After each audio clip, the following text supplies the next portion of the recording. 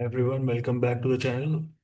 So, today we are going to start with LOS1B, calculate and interpret it, different approaches to return measurement over time and describe their appropriate uses. So, we are still in chapter 1,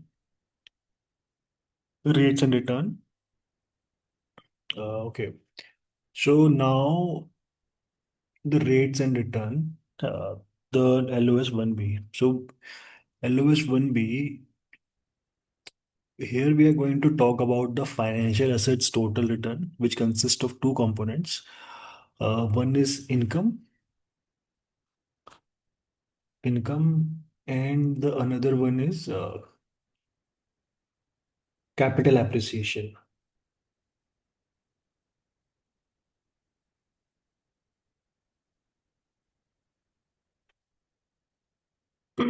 So, holding period return, it's simply the percentage increase in the value of an investment over a given period of time. This is the definition of holding period return. And the holding period can range from days to years. When the formula for calculating holding period for an investment that makes one-time cash payment at the end of the holding period is given below, given like this. Holding period, when we talk about holding period, P1 represents the ending value, P0 represents the beginning cash flow, beginning value, and D1 represents dividend or cash flow, any kind of cash flow which we have earned during the holding the during the period. So uh, understand this thing. Okay, let's talk about this from time value perspective. At time zero, at time is equal to zero and time is equal to one. Beginning here we are starting. This is the beginning and this is the ending value. And in between, if we have earned something, that's the cash flow. So we are going to talk about two components. Two are components are income and the capital appreciation.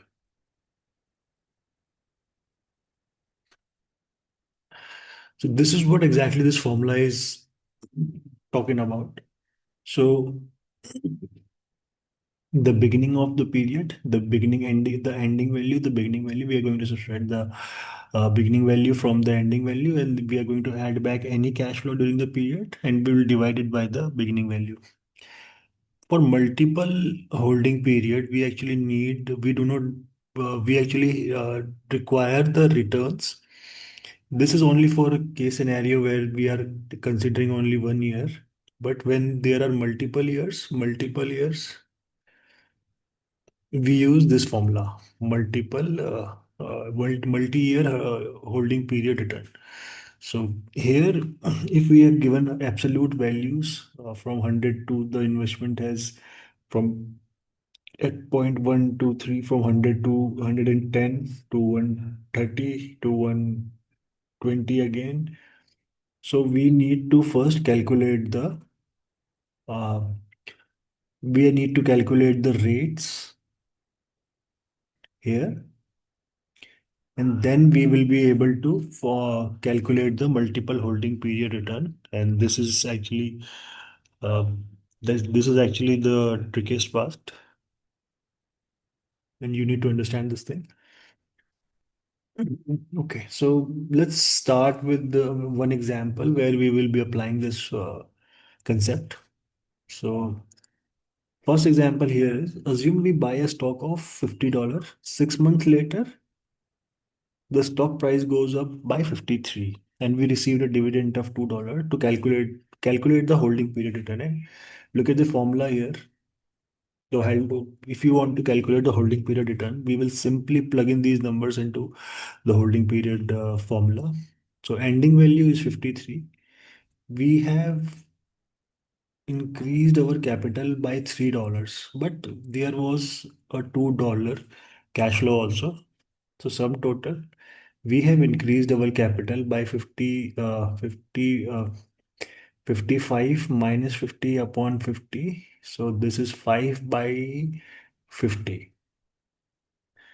Our holding period return is basically 10%.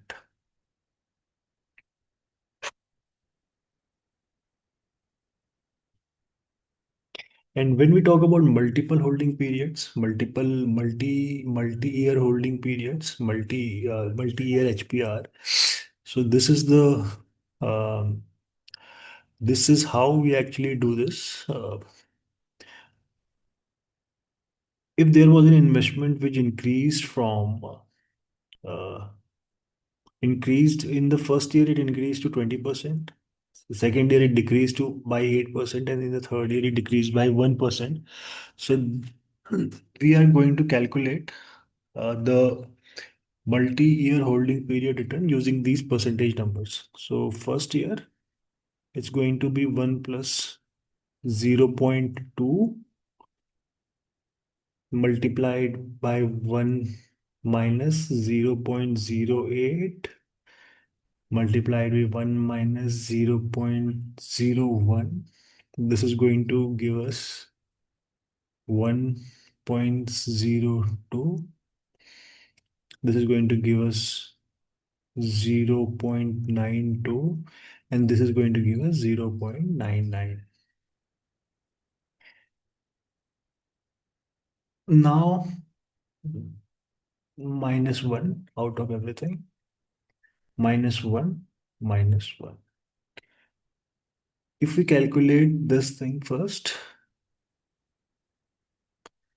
this is going to give us, let me just quickly calculate this thing.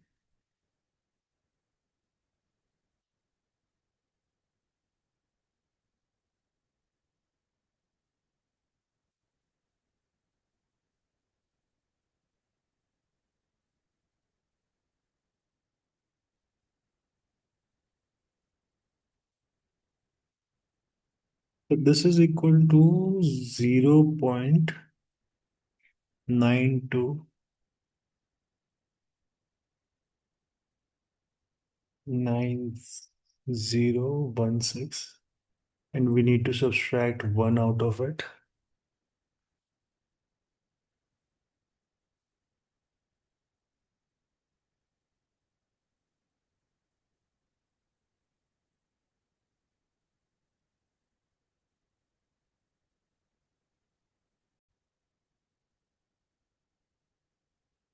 Okay, this is not going to give us this value because what we have done is we have incorrectly taken it as 2%. So this is 1.2. If you multiply everything, so it's going to give us 1.0929. And if I subtract 1 out of this, so this is going to give me 0.929. And if I convert this into percentage by dividing it by 100, so this is going to give me 9.29 percentage.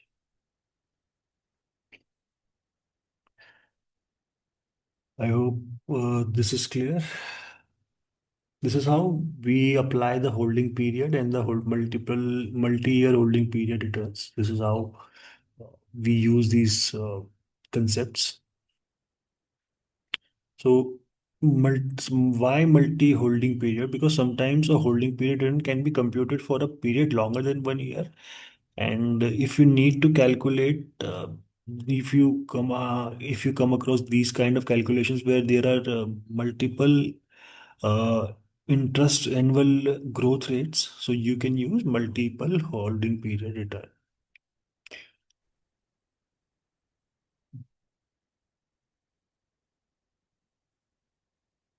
Now, the next part, which we are going to discuss in this LOS, we are going to talk about the other approaches, the different approaches to return measurement, and one approach is holding period return. single period or multi-period. The other important approaches are arithmetic mean, geometric mean, and harmonic. So harmonic mean, geometric mean, and arithmetic mean. So arithmetic mean is actually the sum of a series of observations and they're divided by the total number of observations. So this formula is this formula is representing this thing. Summation means it's the summation of all the values divided by the number of values. So R1 plus R2 plus R3 R till the power Rn divided by n.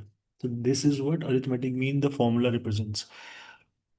When we talk about geometric mean, so geometric mean is the compounded rate when periodic rates. Okay, we will talk about geometric mean later on. Let's discuss about arithmetic mean first. So, if the annual return of a mutual fund for the past year is, let's assume that if there is a situation where we have annual return from an investment, annual return from an investment, let's say that there were for a mutual fund, let's assume the returns are 20% minus 8% and minus 1%, like in our previous example here. So if we were to calculate the arithmetic mean, what we will simply do is we will simply add these values: 20% minus 8% minus 1% divided by 3, because there are three observations, and this is going to give us 11 divided by 3, and this will be 3.66%, which would be our arithmetic mean in this situation. And the drawback of arithmetic mean is that it is sensitive to extreme values, and it can pull away. It could be pulled sharply upward or downward by extremely large values or observations. So if you observe here carefully, there was one return which was 20%, another return was negative 18%, and another return was negative 1%. So these values do not align within the same range.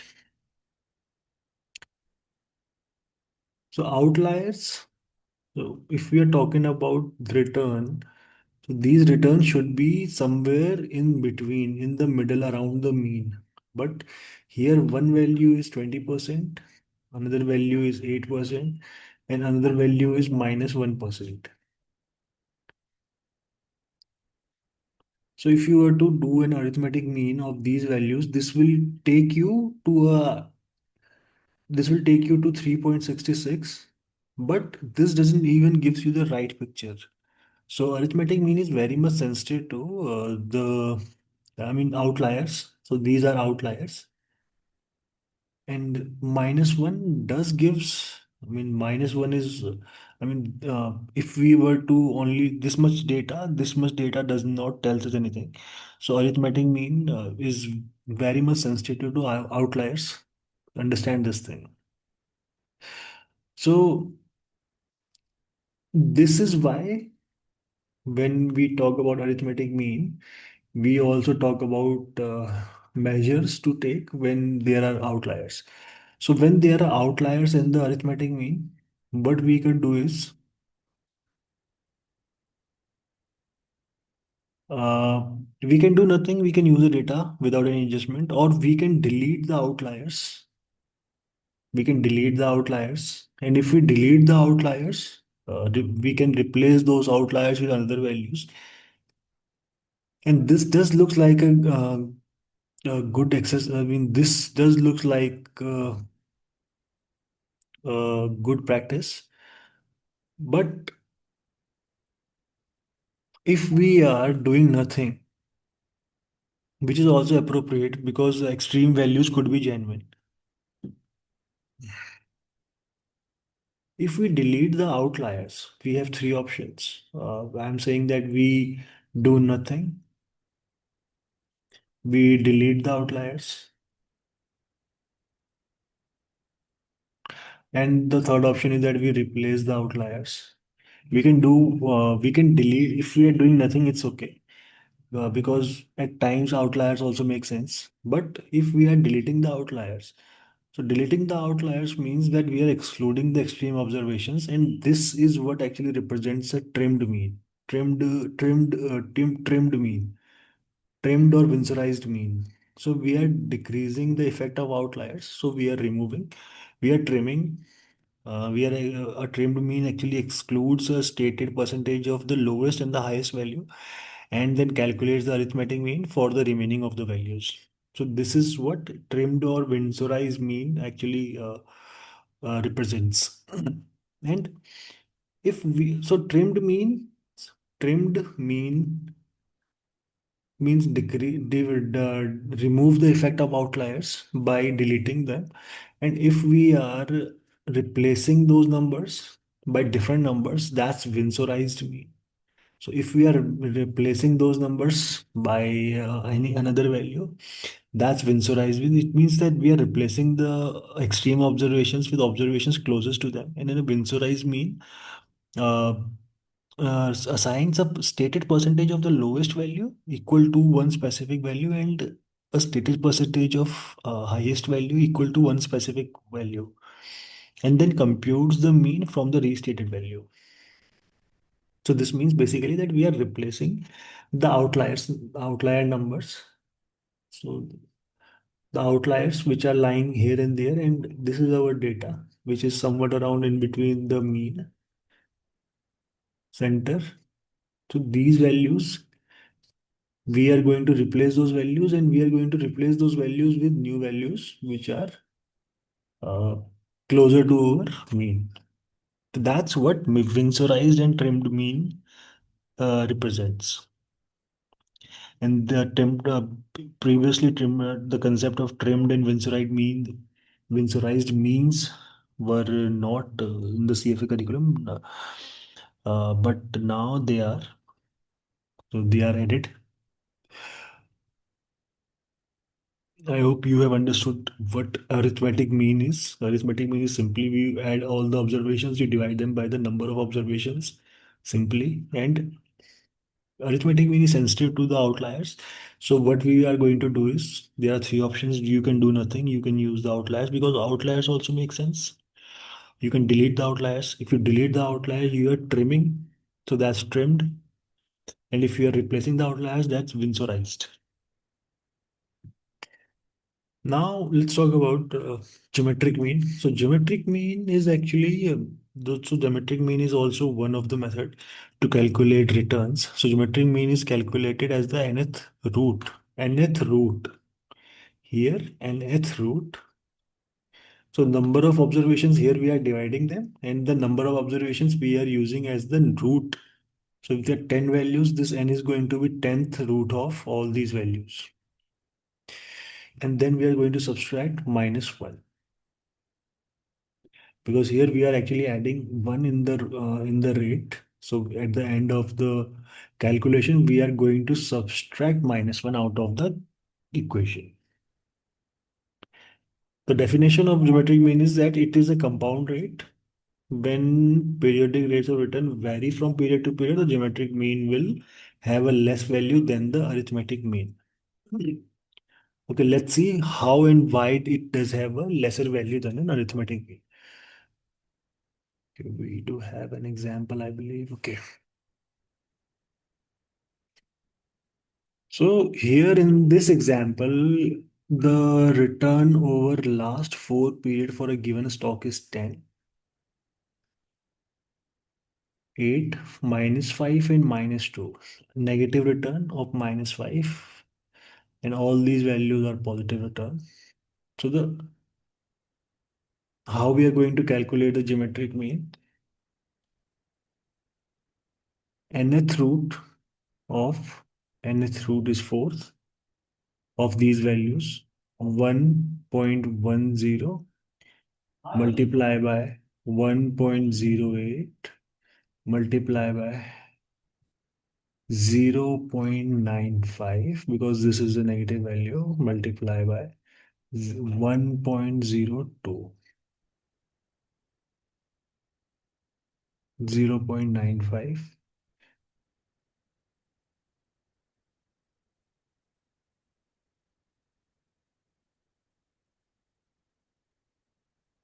and at the end we are going to subtract -1 out of the equation. So this is going to give me a value of 0.0358, which I can convert to, if I convert this into percentage, it is going to be 3.58 percentage.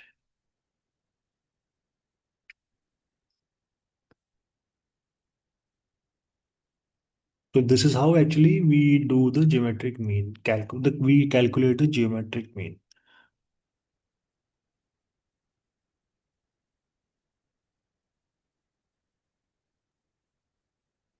Okay, so we have done the calculation. We have calculated it using the formula. So now let's do one thing. Let's calculate it using some logic. So let's say that you actually invested $1.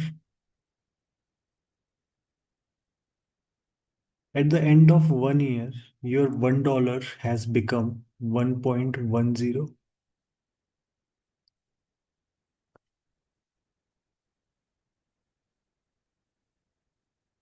And at the end of second year, your dollar has increased by 8%.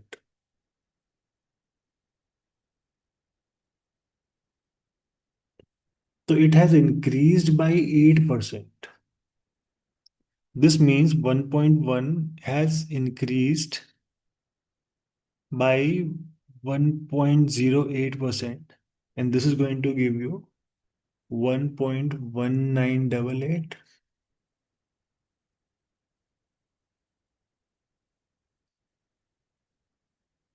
But at the end of third year, your investment has fallen by 5%, and this is going to give you 1.13886.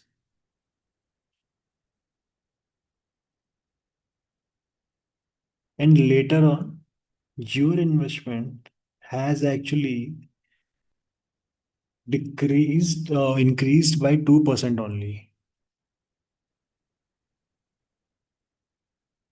So this is going to give you 1.1616372.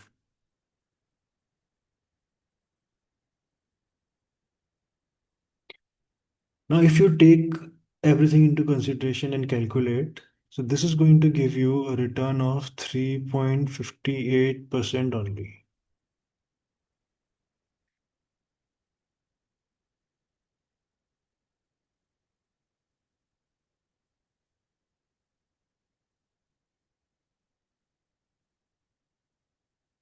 I hope this much is clear.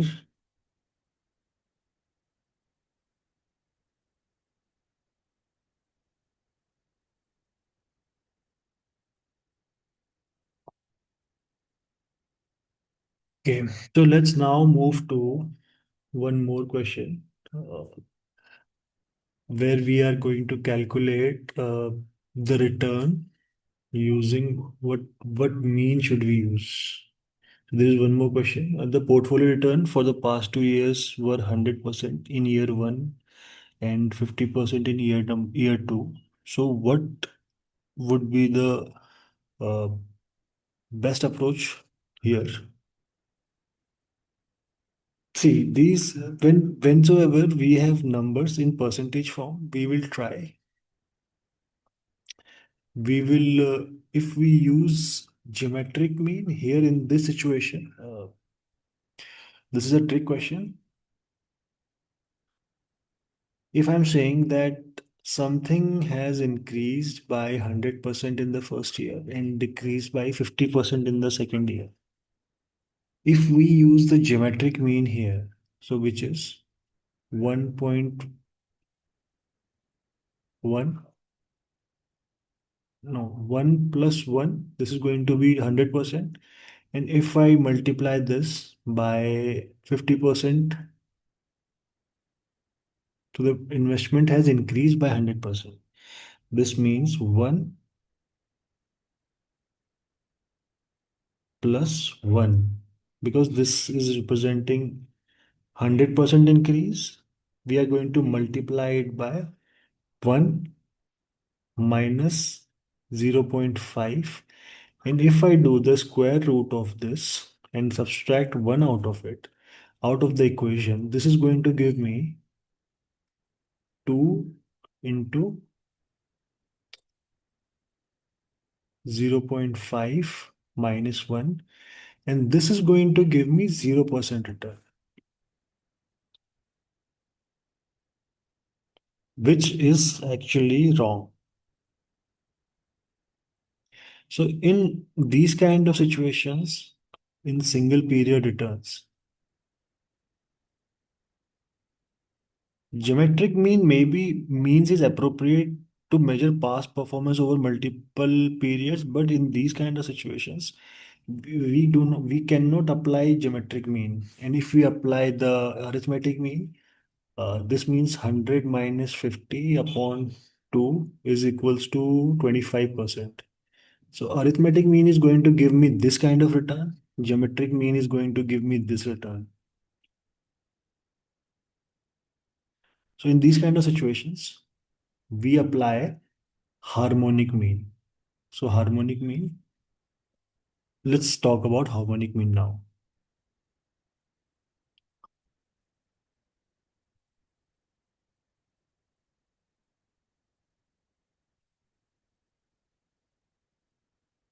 So harmonic mean is basically it's used for computation such as average cost of shares over a period of time, purchase over a period of time. So it's harmonic mean is a special type of weighted average mean in which an observation's weight is inversely proportional to its magnitude. So here the weight is inversely proportional to its magnitude. This means that this is actually the formula for harmonic mean, and it's used to find the average purchasing price of equal periodic investments. Like in mutual funds, you use harmonic mean. How and why? Um,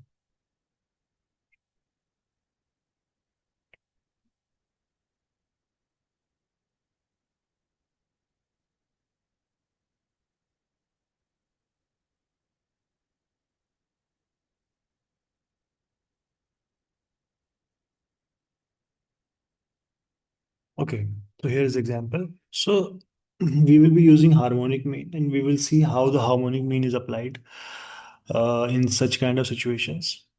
So harmonic mean the investor has purchased $1,000 of security each month for 3 months. So $1,000 of securities each month for 3 months.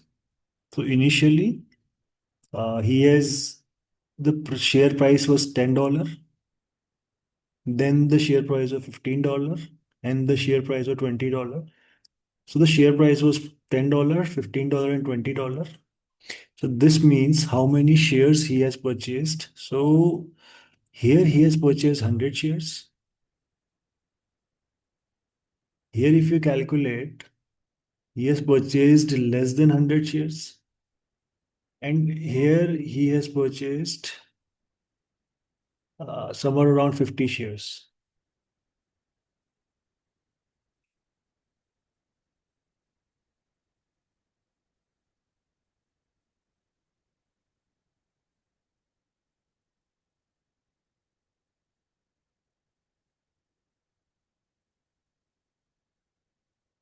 So if you were to calculate the average purchasing price per share of the security, so either you can use this thing or you can apply this from a formula and calculate the okay, here it's not six, it's 66.66 shares.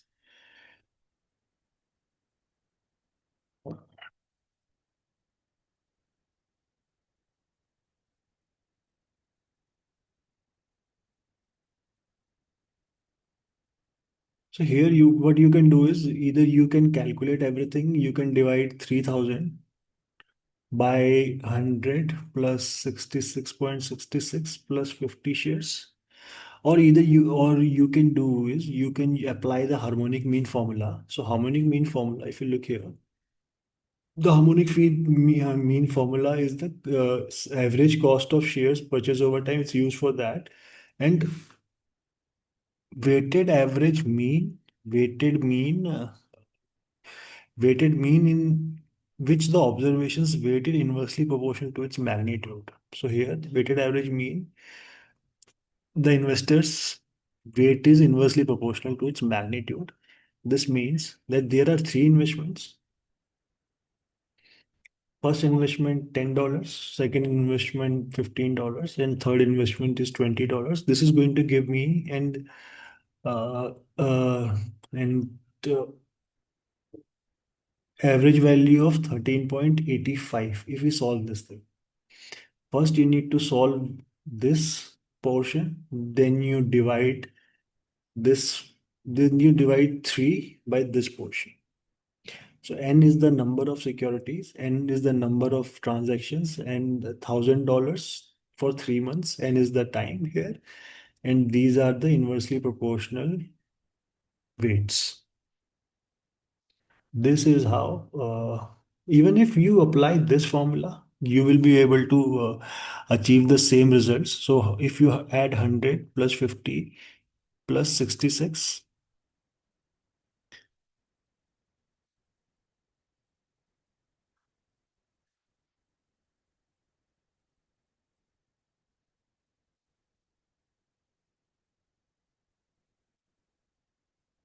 this is equal to 216.66. And if you divide 3000 by 216,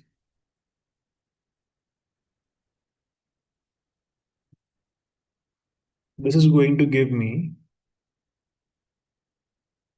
$13.8465.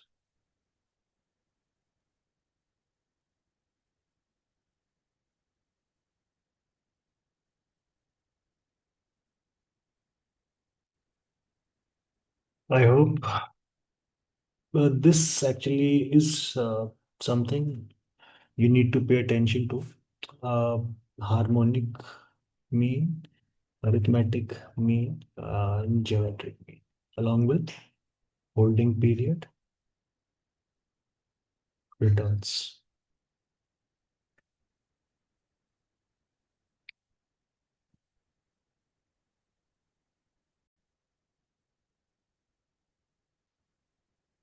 Okay, so let's uh, few properties of arithmetic, geometric, and harmonic mean. So let's discuss about them also. So okay, so arithmetic mean is going to be greater, geometric mean lesser than arithmetic mean, and harmonic mean lesser than arithmetic and geometric mean during the calculations if we are using same kind of data. And the relationship between AM, arithmetic, harmonic, and geometric mean is this, that arithmetic mean, if you multiply the result of arithmetic mean with the result of harmonic mean, it's going to be the square, it's going to be square of geometric mean of the same data set.